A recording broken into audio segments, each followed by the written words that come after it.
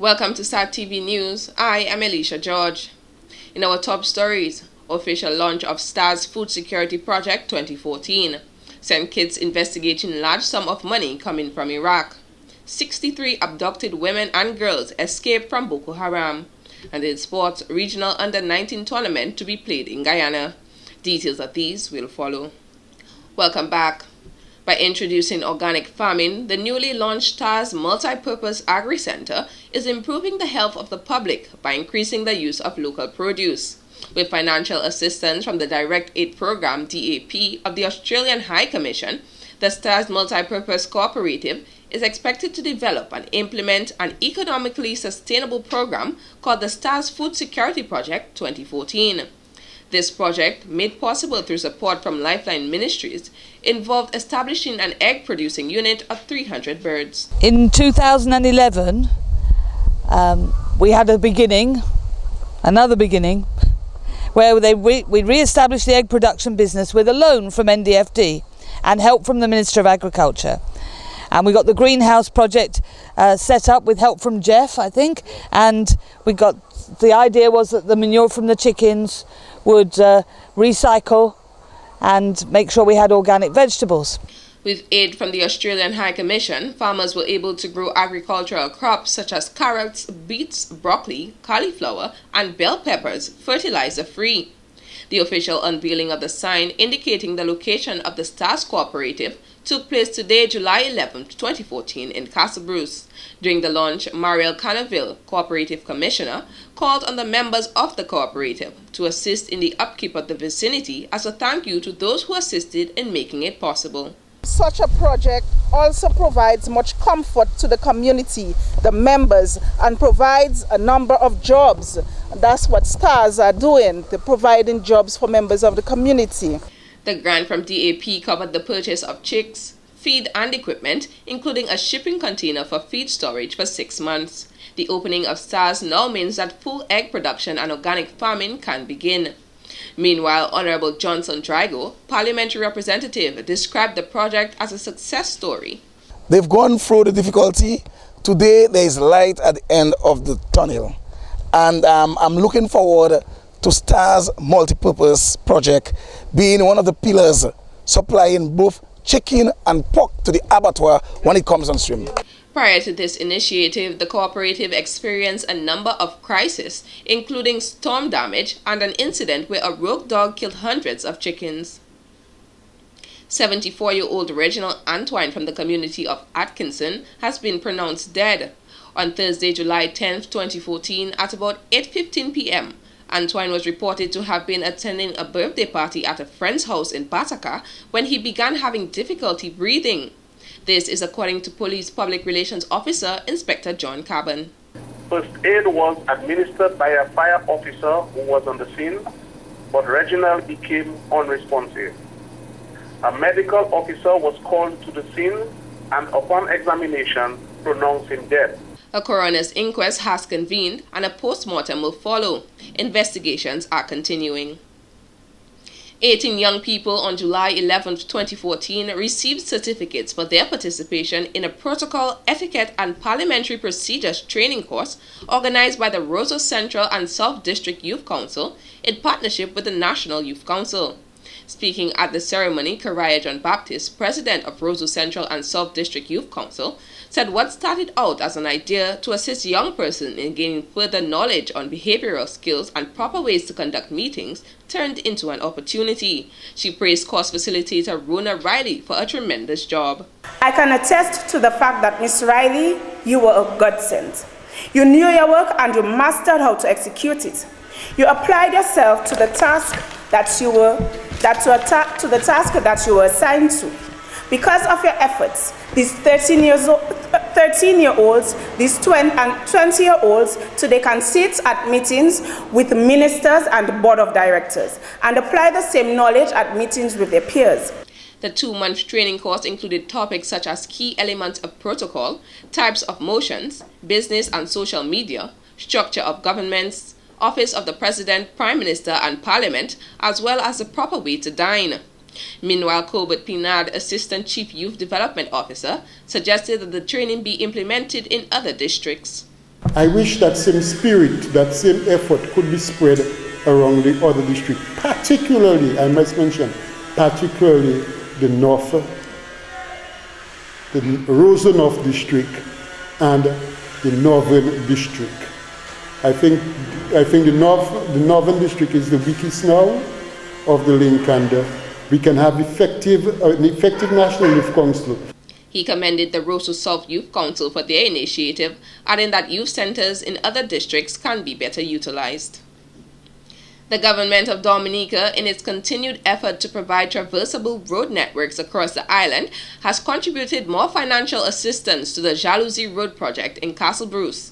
In an interview with Start TV on Thursday, July 10th, Parliamentary Representative for the Castle Bruce constituency, Honorable Johnson Drago, announced that an additional $150,000 has been injected into the road project. The first phase included retaining walls and the first section of the road surface. We are presently going to move forward with the second phase. This second phase will take us into an area called the Wakama area of the Jalousie Road. Jalousie Road is one of the main roads in Castle Bruce, serving both pedestrians and traffic commuters. The government had contributed an initial $300,000 into the project when it first began in 2013 as part of road improvement plans to bring the island's road network to excellent condition by the year 2020. Drago said work on the road is expected to begin as early as Monday, July 14th, employing 50 young workers on a short-term basis. He also hinted on a pork and poultry business expected to be undertaken by the recently launched Stars Multipurpose Cooperative Center. With the advent of the abattoir, the scope for development in the pork and poultry business is huge. With the irrigation project that we have in Castle Bruce, the decline in agriculture, we must diversify our efforts at utilizing the water system that we now have. And as you know, for both chicken and pork, you need a lot of clean water. We are going to be undertaking several other projects within the area, the flat area, in both poultry and pork. As government synchronizes the projects that will be undertaken or supported in preparation for the abattoir, we will ensure that Stars Multipurpose Cooperative gets its fair share. It's going to be one of the main organs producing pigs and chicken for the abattoir project in the Castle Bruce area. Government in the process of preparing to support ongoing structures like Stars, and Stars will definitely be supported as soon as these funds become available. The government is expected to undertake several other projects within the area as it relates to poultry and pork, Drago added. A date has been set for the 2014-2015 National Budget presentation. The presentation is expected to take place at the House of Parliament on Wednesday, July 23, 2014, during the 5th session of the 8th Parliament under the 1978 Constitution. The document will present the government's proposed revenues and spending for the financial year, approved by the President and presented by the Finance Minister, Honorable Roosevelt Skerrit. During the meeting, the President will also deliver his address. We now go to the People's Poll, brought to you by Beacon. When we return, more stories. Welcome back. Prime Minister Honorable Roosevelt Skerrit this week said that too many decisions are being taken up during Caribbean Community CARICOM meetings. He made the statement after attending the 35th Heads of Government meeting in Antigua and Barbuda, which ended on July 4th. According to the Prime Minister, the numerous decisions taken up create a problem for the Secretariat and the national governments. We have limited human capacities and resources. So if you take 28 decisions, this meeting and the meeting in St. Martin, you took 32, and the next one in the Bahamas, you will take 40. I mean, how do we go about implementing these things? And all of these decisions require resources to implement. He recommended that the agenda be reviewed to allow the Secretariat to examine individual requests, assess their financial implications, and determine whether or not the request is practical. Prime Minister Skerrit also added that this is an issue that has been noted and will be acted upon going forward. Too many substantive issues come with other paper, and they come for noting and urging and so forth. And it comes back for discussion because there were inconclusive discussions at the last meeting, simply because proper papers are not prepared for the meetings. Meanwhile, speaking on the issue of same-sex marriage, the Prime Minister made it clear that his government will never allow the state to recognize same-sex marriage. There are some things that I'll make it clear that this government will not accept, and we will never allow for the state to recognize same-sex marriage in our country. You know, we don't think if other countries want to do it, that's matter for them. But there are certain guiding principles that we must follow. Minority rights group Miridom, a non-profit organization seeking human rights regardless of one's natural orientation, has been calling on the government to take another look at the buggery laws in the Sexual Offences Act of Dominica with a view to having them repealed. The Prime Minister said he is willing to meet with Miridom to discuss their concerns, noting, however, that he does not think that any one group should impose their views on any other group. I am not aware of anybody in this country who the police or the authorities have gone knocking the doors and say, look, we heard that you're involved in same-sex sex, and we come to arrest you. He said he, along with the Minister for Social Services, is open to discussion with the group at a time that is mutually convenient. A number of prisoners, in addition to police officers and officials from the Planning Division, on Friday, July 11th, demolished 5 houses of persons squatting on government-owned land in Canefield East. According to sources, this took place following a recent court decision which ordered the demolition of the illegal structures. One official stated that the squatting issue in the area, if not controlled, will devalue the land, where most residents who purchased land nearby paid up to $10 a square foot. Canefield East squatter Calypsonian Stanley, son of the Saint Stowe, who was in tears witnessing his home being demolished, says it is not fair when all he's trying to do is own a piece of land in his country. Yesterday one called me and tell me, like, there's a paper on the house. I come up and I come, I see the paper. I think I went to the government. He called the department. He tell them do not break the house. They say they have a court order this and of last week. And then I have no court. I don't know about court. I wasn't given the paper to go to court. You understand? I follow him by law. And I cannot build my house. But that's the only thing I'm going to achieve in my life. And I don't know how I'm going to handle it because I have to go and sleep with it in my mind.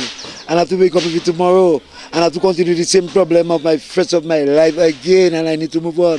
Stowe said at his age it is very difficult to restart, and he is trying to survive in a struggling economy, and his calypso profession generates little to no revenue for him.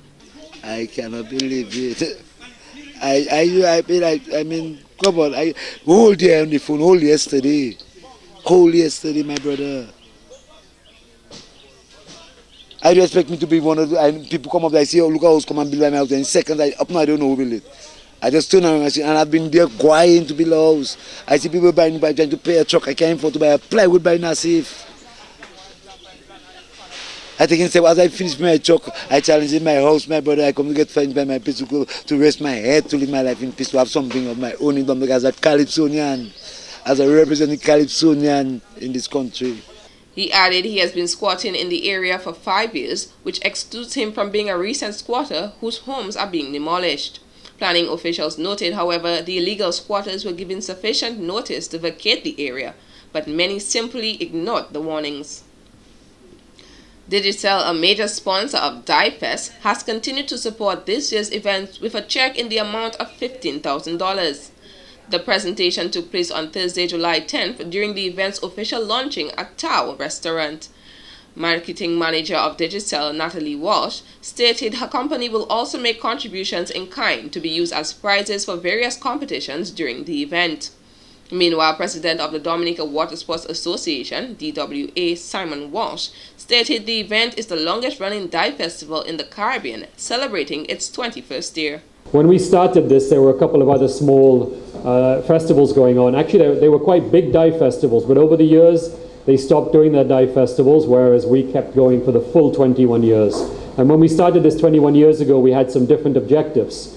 And the objectives have changed with the times. And I will say that where we are now, with this being a local event, it is extremely successful and it accomplishes the objectives we wanted to accomplish. Every year it's been a little bit different. One year, as you know, we had the lionfish invasion to talk about. And I think now we're one of the most successful islands anywhere in the Caribbean with combating the lionfish invasion. because of the public awareness that we did that year in Dive Fest, and we continue to do the public awareness. He added the main objective of Dive Fest continues to be the marketing of Dominica overseas, and attending important dive shows is one of the ways of doing so. Minister of Tourism Honorable Ian Douglas said the government is proud of Dive Fest, and he commended the DWA for successfully hosting the event annually. It's a pleasure for us in government to be able to support this event. We love to see that kind of thing. When private sector entities, the Dominica Water Sports Association and Digicel can team up, can partner up to produce an event that has not only grown but has held its own regionally and internationally.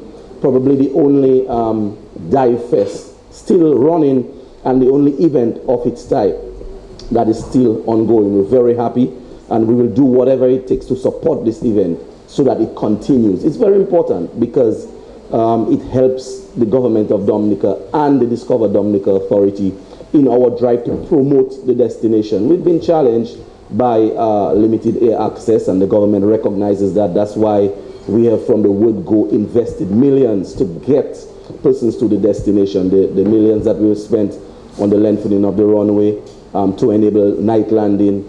That is all in an effort to bring more persons into the destination.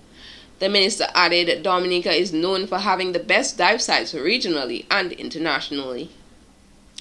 The Dominica Agricultural, Industrial and Development Bank, Aid Bank, has made a $1,500 contribution to the Sixth Form Cicero Singers SFSS 20th anniversary production, Choral Memoirs.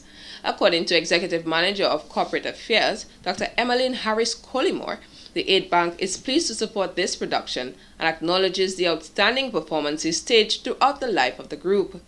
We applaud the effort that is put into the annual productions and high standard that is maintained each year, she said. President of SFSS, Leandra Landa, says this year it's all about the memories, noting that they will be singing some old favorites and will dedicate songs to the memories of deceased Calypsonian Freddie Man himself Menz and the late South African President Nelson Mandela. The 20th anniversary production, Choral Memoirs, will be staged under the distinguished patronage of His Excellency Mr. Charles Savre and Mrs. Savre on Friday 11th and Saturday 12th July 2014 at the Arawak House of Culture and in the Catholic Church Hall in Portsmouth on Sunday 13th July 2014. Friday and Saturday show commence at 8 p.m. while the Sunday show will begin at 7 p.m.